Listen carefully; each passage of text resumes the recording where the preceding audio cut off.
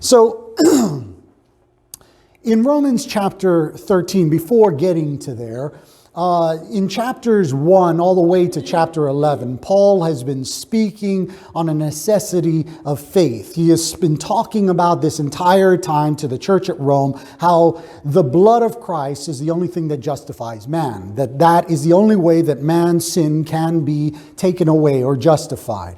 And he's made it clear that salvation is not only to the Jews, but also to the Gentiles, and that God has not rejected his people at all. And he goes ahead and he says that salvation is for all people, and God continues to call even those who have rejected him to come to him. And now, beginning in chapter 12, Paul now shifts his focus from talking about that to now talking about how Christianity, how this all plays a part, how we actually engage in Christianity. And he goes ahead and introduces some very challenging topics in verses 12 all the way to the end.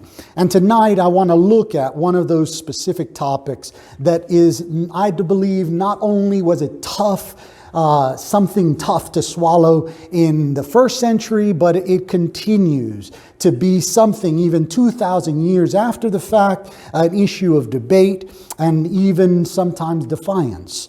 And that is the topic of submission. See, as mentioned earlier, we're going to be examining the topic of submission in Romans chapter 13, and specifically that submission to our government. In recent years, there's been an increasing number of brethren and people all over the world that continue to voice and vocalize their disregard and even hatred for certain political parties, leaders, elections, procedures, legitimacies, laws, and judicial rulings, with the government embracing homosexuality, LGBT, the movement going ahead and spreading like rampant, and also challenges within the Christian and biblical principles that are inside our scriptures, as well as on the flip side of this, the judicial going ahead and taking the Supreme Court, going ahead and ruling against Roe v. Wade, and all of these different politics and all of these different political kind of, the atmosphere just kind of divisive nature, kind of taking every facet of our nation. It is no surprise. It should be no surprise to any one of us that when politics comes up, it is not usually met with a kind word. It's usually something that is divisive in nature. And this has led Christians to start questioning biblical justification for their submission to government and what that actually should look like. And therefore, the title of today's lesson is Submission, Not My Will, But Thy Will. Focusing specifically on first defining what submission is and identifying whom we as Christians are called to be submitting to. Also, I want to answer 4 specific questions on our government. And finally, I want to present just some takeaway lessons that we can take from these scriptures. So look with me, if you're not there already, at Romans chapter 13, verses 1 through 7. Here, Paul goes ahead and he begins and he says this. He says, every person is to be in subjection to governing authorities. For there is no authority except for God, and those which exist are established by God. Therefore, whosoever resists authority has opposed the ordinance of God. And they have opposed and will receive condemnation upon themselves. For the rulers are not a cause of fear for good behavior, but for evil. Do you not want to fear authority? Do what is good, and you will have praise for them saying. For it is a minister of God to you for good. But if you do evil, be afraid, for it does not bear the sword for nothing. For it is a minister of God, an avenger who brings wrath on the one who practices evil. Therefore, it is necessary to be in subjection, not only because of wrath, but also for conscience sake. For because of this, you also pay taxes to rulers and servants of God, devoting themselves to this very thing. Render to all what is due to them, tax to whom tax is due, custom to whom custom, fear to whom fear, honor to whom honor. So when we look at this, the very first question that we should ask ourselves, the very first question that I want you to ask yourself is, what is subjection? What is this submissiveness that here Paul is talking about in chapter 13 in the very first verse? Now, normally when we talk about submission, it's understandable that the connotation that is brought out is this thing of weakness or oppression. As a matter of fact, when we look at the definition in the Oxford Dictionary, we find that the definition is an action of fact of accepting or yielding to a superior force or the will of or authority of another. Here it brings that that thought process of someone who is superior to us, that is kind of governing those who are inferior. And when we think about this, and when we start to kind of reason in this way, we start to feel like, I don't like that. I don't like to be in their subjection to another. But is this what Paul is talking about in Romans chapter 13? In Romans chapter 13, the word submission that he is talking about there is actually the word hupotasso. It is first that hupo meaning rank, and tasso, it means to arrange or put under subjection, to submit, to be under obedience, to yield. In military terms, it was used as a way to arrange a military campaign under a specific leader. And in non-military terms, it is a voluntary attitude of giving in, cooperating, assuming responsibility, and carrying a burden. You see, after understanding that the submission that Paul is discussing within these verses is a willing submission, then it is easy to see that it is a difficult thing for us to do. Because here it is not only difficult for us when we talk about this willing submission, but I want you to think back to the first century. To the church there at the first century that is being told to submit to the Roman government. You see, the Roman government is in power at this time. And here the Jews are listening to this, and they are understanding this, both Jew and Gentile, and they are being told, you are to submit to the authority of the Roman government that has possession of you, that has you enslaved.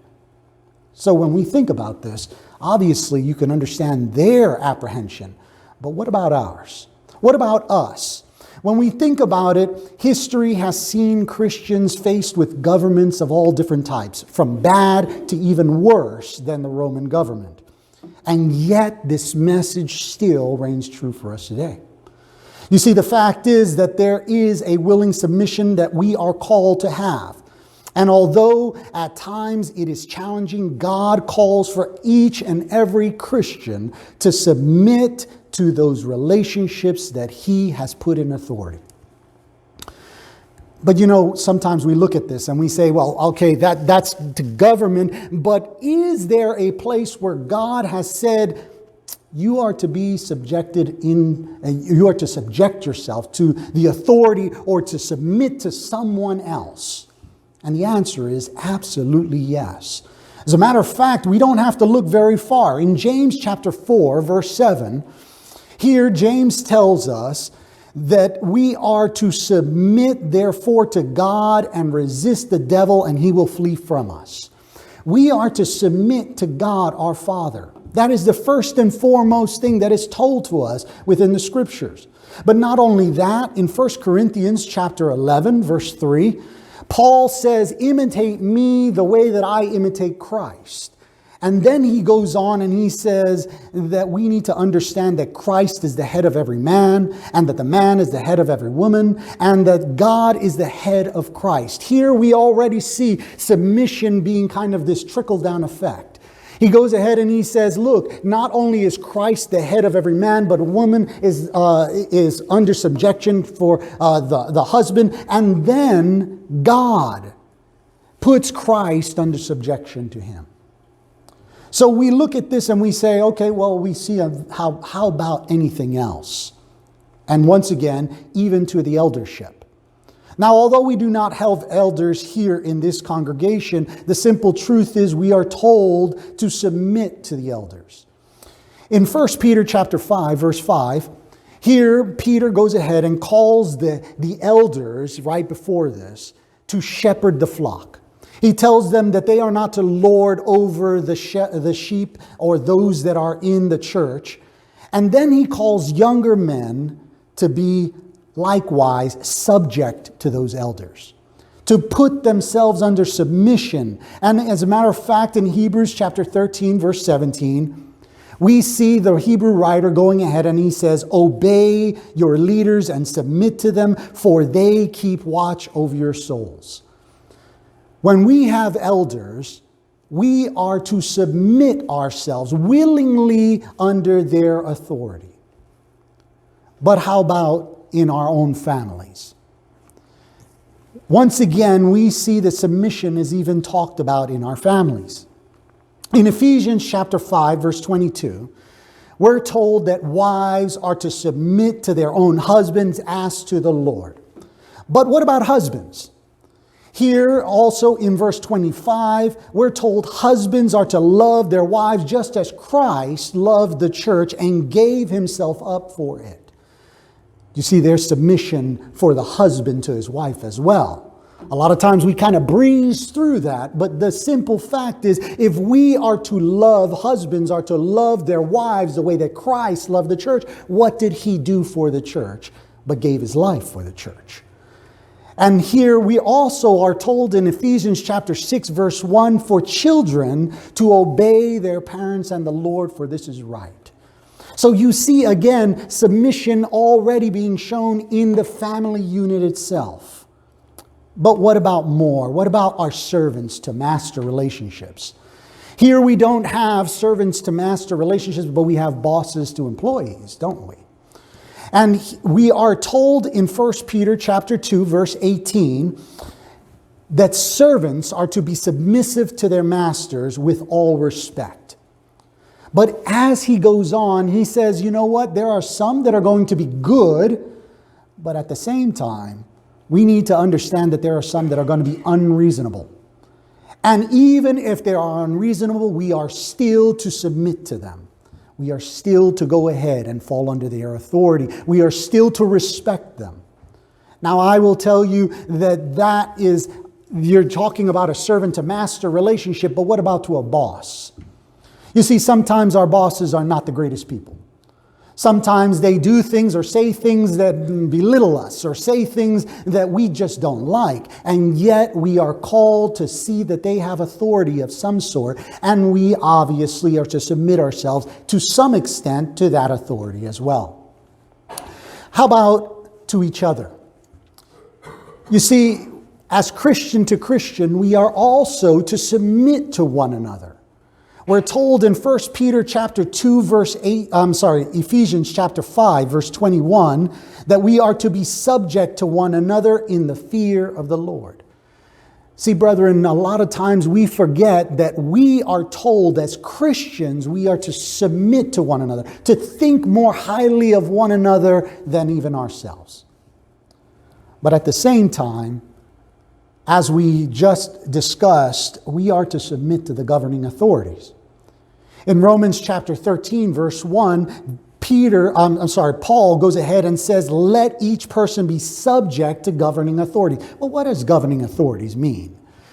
A lot of times we look at this and we say, well, that's kings. We don't serve a king. But Peter kind of helps us to see that this is more than just kingship. Look in 1 Peter chapter 2, verse 13. 1 Peter chapter 2, verse 13. Peter goes ahead and clarifies that these governing authorities include more than just kings.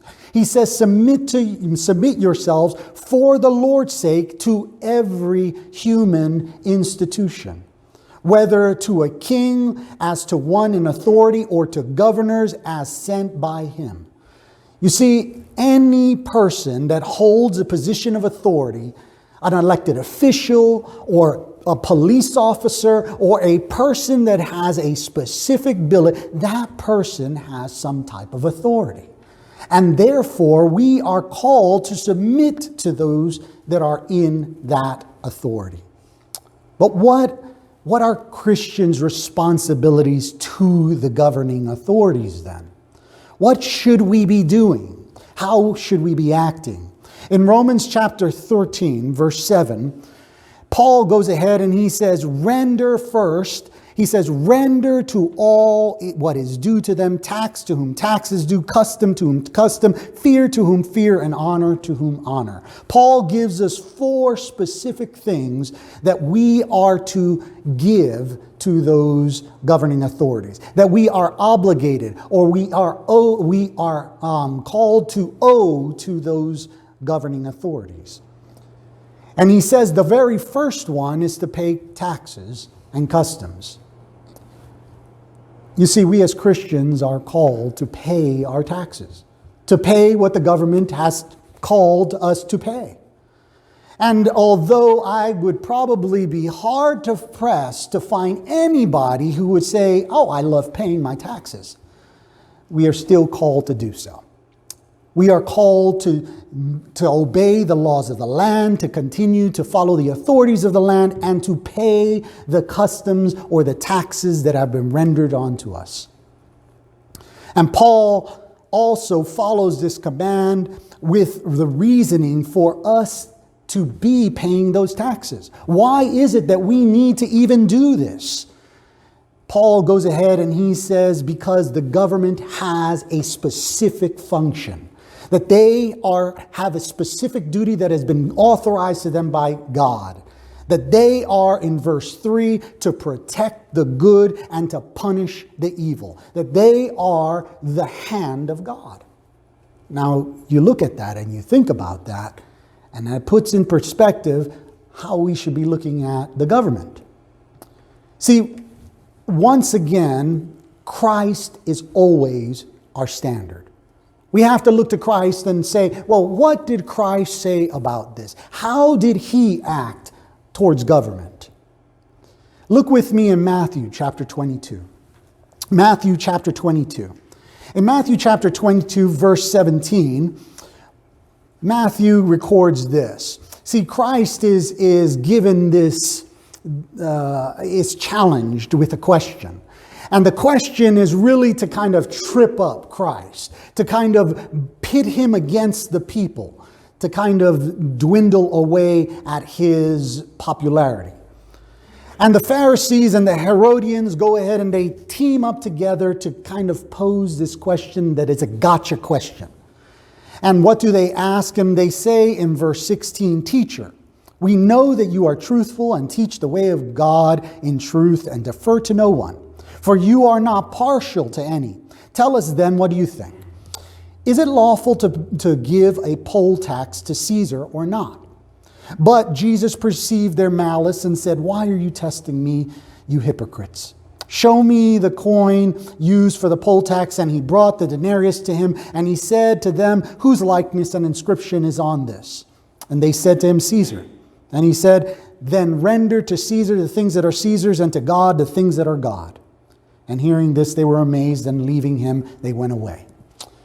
What were they trying to do here? What was their goal?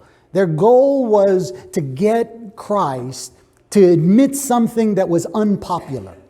You see, if Christ went ahead and said, go ahead and pay the taxes, then they could turn around and say, you see, this Christ, he loves the Roman government.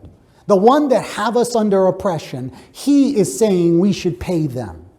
And that was not a popular view.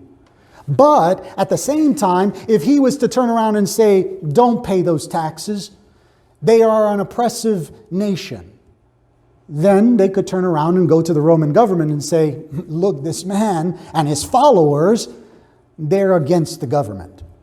And the problem would be solved. Either Christ's popularity would dwindle with the population, or Christ would be deemed an outlaw in the Roman government's view.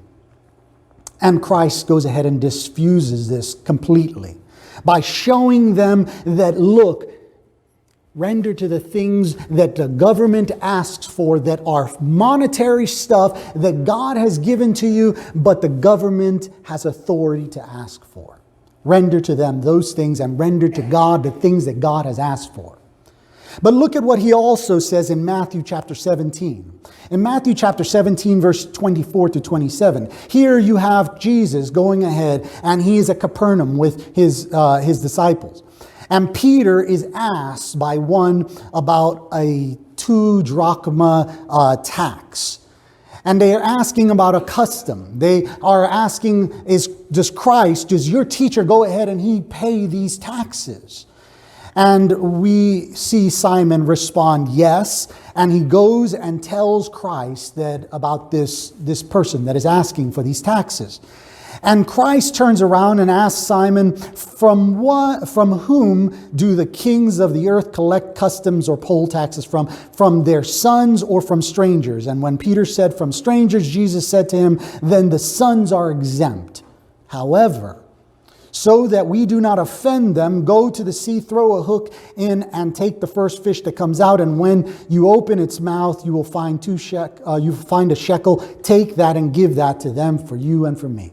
Now, I don't know about you, but I wish that I could go ahead and pluck out a fish and there goes my taxes. But unfortunately, that doesn't work that way. But here, Christ is going ahead and he is showing that, one, he even understands that taxes are something that he has to go ahead and pay.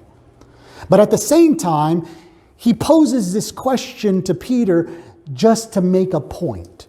The point is, you see, they are hindering. They're going ahead and asking for these taxes. These taxes are asking. And he's saying, you know what? As citizens here, as people of this land, we should not be required to go ahead and pay this specific tax. But so that we don't cause an offense, we're going to go ahead and pay it. What else do we see? That Paul goes ahead and says that we must render to the government. The next thing that he says is that we are to render reverence, respect, or fear and honor. We are to obey the government. In Romans chapter 13, verse 7, we're told, render to all that taxes and the customs, and also he says, fear to whom fear, honor to whom honor. In 1 Peter chapter 2, verse 17, we're told, honor all people, love the brotherhood, fear God, and honor the king. This word honor means reverence. It means respect. It means esteem. It is the same word that is used when we are called to honor or give double honor in 1 Timothy chapter 5, verse 17, to our elders. We are called to give them double honor. We cannot claim that we are honoring those who are in authority while failing to offer up any signs of respect and even choosing to slander those positions of authority. You know, in the military, there was a saying that we always used to hear. And they always used to say, you may not respect the person, but you are to respect the rank. In other words, what they were saying was, you may not think that the person is leadership material, or you may not like the person in general, but that person wears a rank and that person has authority, and you will respect that. Do we respect the authority that is above us? Do we go ahead and render them the appropriate respect and reverence that is supposed to be there? In a time where everyone believes that their views on Facebook and YouTube and Twitter should be just out there and everybody should have a platform, sometimes God's people forget to give honor to government. And instead they post some horrible things. Horrible things about the president, the Senate, the House members, justices, governors, theorizing that they are intent to kill every citizen, equate them to mass murderers, spreading unfounded slander, and simply just bad-mouthing them. Now, I will tell you right now, this is not for politics. I'm not saying this because I appreciate or I think that any politician is great or and this one is not. Or it doesn't matter. Those are my opinions. The point is not that. The point is that we are told within the scriptures we need to have a respect for those in those positions, regardless of what our opinions are. At the same time, we must be careful that if we are failing to do that, then we are failing to not only render that respect and honor, but we are failing then to uphold the Bible. We are failing to uphold the things that we find within the scriptures, and that, brethren, leads us to sin. You know, a few years back, I was on Facebook, and I do not like going on Facebook, but I was on Facebook, and a sister that I had known from a different congregation a long time ago, she had made a post, and she was talking about the president. And she equated the president to Hitler. And now, I will tell you right now, this sister was a very strong Christian in my view. She was a person that knew Bible. And I found it, I had to go ahead and message her one-on-one and just let her know that there are other people watching. That me as a Christian that was influenced by her have to let her know that's not what the scriptures teach us. That we have to be careful with our words. That we have to ensure that we are still, regardless of what we feel about the position and power, that we need to still uphold what the Lord has asked us to do. But also we're told that we need to render obedience to those that are in power. We need to remember that rendering obedience to the authorities and the policies and the laws and the judgments are part of the honor that we're supposed to be called to give to them. Paul alludes to this in Titus chapter 3. In Titus chapter 3, verses 1 and 2, Titus is reminded by Paul to teach those to be subject to rulers, authorities, to be obedient, to be ready for every good deed. And he says that we are not to malign. What is that word, malign? The word malign means to speak evil, to revile, or to defame the person. We are not to malign anyone and to be peaceable, gentle, showing every consideration for all men. That is what we're called to do. But also we're called to fear the government. You see, finally, Paul says that we are to render fear or respect or reverence to that government.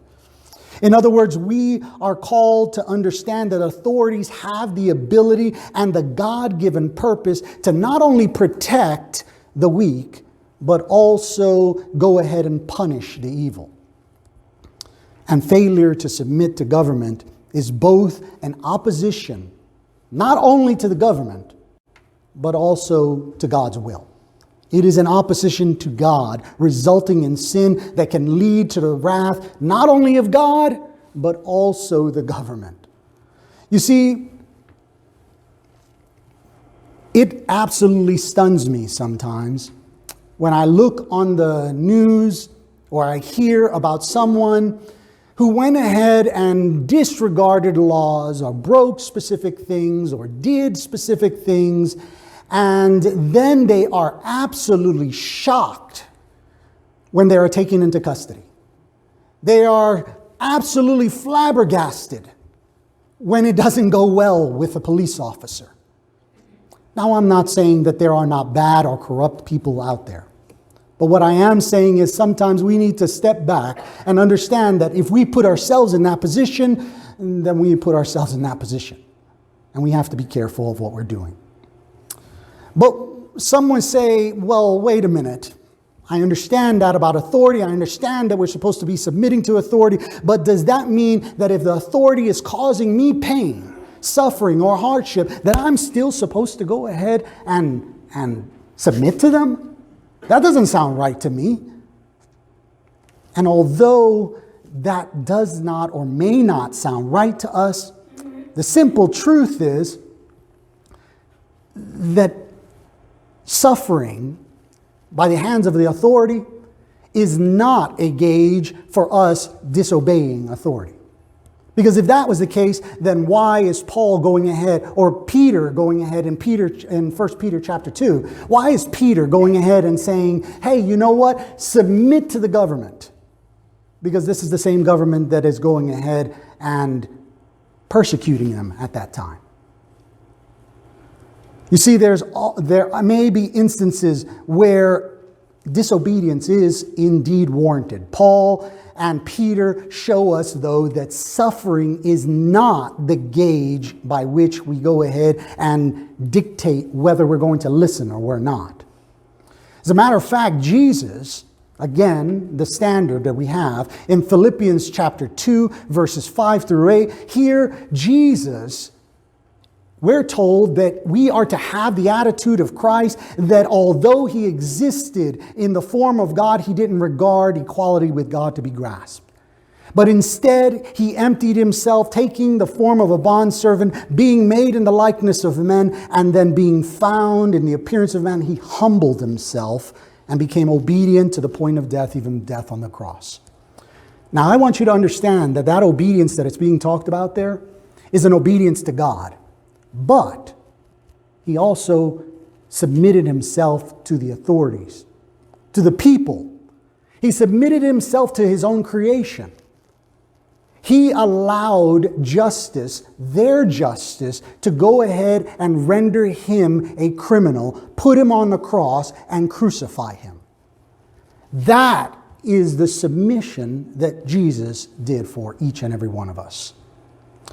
But despite the injustice, sometimes we look at that and we say, well, why isn't that? Why isn't that a way for me to get out of this? Because in 1 Peter chapter 2, verse 18 through 23, when we talked about those servants, again, remember those servants were not only supposed to be rendering this reverence to their masters when they were reasonable, but also when they were unreasonable. And he says in verse 20 of 1 Peter chapter 2, for what credit is it when you sin and are harshly treated, when you endure it with patience? But when you do what is right and suffer it patiently endure it, it finds favor with God.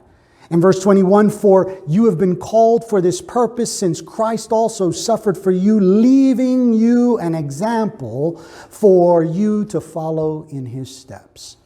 That's the example that we have. So since I'm supposed to honor the government and the governing authorities, does this then mean that I can absolutely never vocalize something that is wrong or sinful that the government is doing? And the answer is no, that's not what it means at all. Because the simple truth is God has never instructed his people to turn a blind eye to sin. God has never gone ahead and say, hey, you know what? The government's doing something wrong and that is completely sinful. Don't worry about it. As a matter of fact, we see time and time again where people went ahead and challenged the government for what they were doing. In 2 Samuel chapter 12, verse 7. Remember Nathan, how he went to David after his sin with Bathsheba? This is the king, and he goes and he tells them, you are the adulterous man. You have done this sin. You're the one. How about John the Baptist to Herod and Herodias? He goes ahead and he says, it is not lawful for you to have her.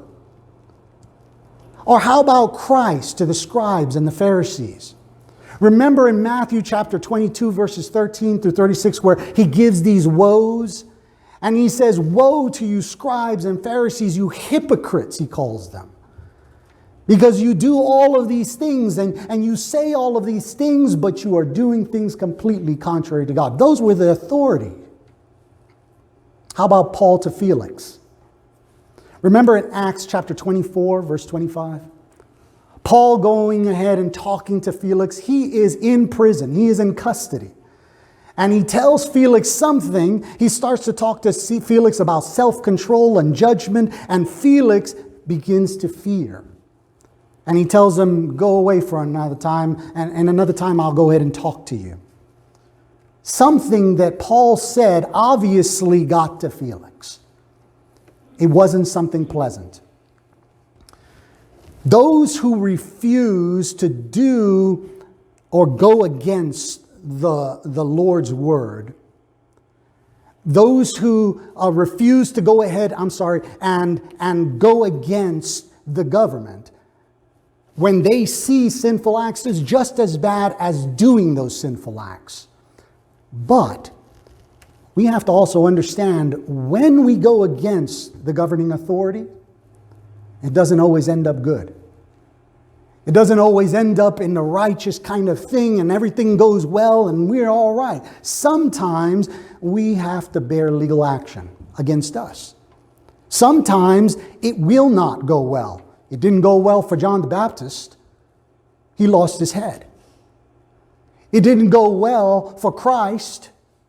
He was crucified. It didn't go well for Paul. He was killed. You see, sometimes even when we're in the right, when we're going ahead and preaching the correct thing, we may very well be subject to going ahead and having to answer to the authorities that are supposed to protect us. But we should be using the rights, the God-given rights, the things that have been given to us by the actual governing authorities themselves. You see, how do we go ahead and go against the government? We use the rights that have been given to us. What do I mean by that? Look with me in Esther chapter 4. In Esther chapter 4. Here, Esther goes ahead and she is told by Mordecai, the Jews are about to be slaughtered. And you need to do something about it. You're in a position where you can actually do something. And Esther chapter 4, verse 11, Esther, just as all the people in that nation understand what this means. We're told all the king's servants and the people of the king's province know, for any man or woman who comes to the king, to the inner court, who is not summoned, he has but one law. He is to be put to death, unless the king holds out to him a golden scepter so that he may live and be summoned to come to the king these 30 days. And I have not been summoned to be called to the king these 30 days. Esther understood if she came before the king and he did not receive her, she was going to subject herself to death. And yet she goes ahead and uses this rule. She goes ahead, and we see in verses 1 and 2 where she goes ahead, puts the robes on, goes before the king, awaits for the king to lower his scepter. He receives her, and she is able to go ahead and save the Jewish people by that way. She utilized the rights that were given to her. But how about Paul? Do you remember in Acts chapter 22? In Acts chapter 22, Paul is about to go ahead and be flogged. He's about to go ahead and be whipped. The same type of whipping or the scourging that Christ endured. And he is now strung up and pulled forward. And Paul says to the centurion who is standing, "Is it lawful for you to scourge a man who is a Roman and uncondemned?" See, Paul is using the laws of Rome here to say, you have not convicted me of any crime, and yet you are about to scourge me. And that is against the law. And the people understand this. Paul goes ahead. His message is received as they are scared because they understand that they are going against what the laws of the Roman government is. And they release Paul because of that. So what about us today? Are we utilizing the rights that are granted to us? The voting rights, the writing to congressmen, the representation to congressmen, the petitions, the laws, the protests. We can use all of those things. But you know what's one of the most important things that sometimes we just fail to use? Prayer. You see, we're told in 1 Timothy chapter 2, verses 1 to 2, I urge you, the entreaties and the prayers and petitions and thanksgiving be made on my behalf and all men. Paul goes ahead and he says, not only for all men, but for all kings and all who are in authority, so that they may lead a tranquil life, a quiet life, in all godliness and dignity. We can go ahead and pray for our people, the people that are in government. And we should. And we should always remember that even in this time, in the first century, none of the times do we see a rebellion or a destruction of property or an attempt to harm someone or doing something physically or even verbally to offend someone ever being seen by the Christian. Each and every time a challenge is made, God's word is at the center of that challenge, and God's authorization. The way that they do that is always, always, always to be done in a loving manner, as we see in 1 Corinthians chapter 16, verses 13 and 14. So finally, that leaves us with one final question. Is there any time that we can disobey government? Is there any time that we can go ahead and say, hey, you know what? I'm not doing that. And the answer is yes. When? As we touched earlier, there are times where governing authorities do or call for us to do something that is against God's will. And when that happens, we must follow God's will over man's will. We must go ahead and side with God and His commandments. And we see this in multiple times. The Hebrew midwives in Exodus chapter 1, verse 16, they were called to go ahead and commit genocide, to kill the young boys of the Egyptians. The Egyptians were called to kill the young boys of all the Israelites. And how about in Joshua chapter 2, verses 8 through 11. Here we have the story of Rahab. And Rahab, and as well as all the countrymen, are called to go ahead and deliver any spies. But what does Rahab do? She goes ahead and hides the spies. Why? Because she understands that God's will is over everything. And she understands that God has given the land to the people of Israel. How about Daniel? Daniel is called to stop praying. And Daniel refuses to do so, even though there is a law that is going to throw him into the den of a lion. Or how about the apostles? In Acts chapter 5, verses 28 to 29, we see the apostles coming before the council and being told, you are not to preach Christ.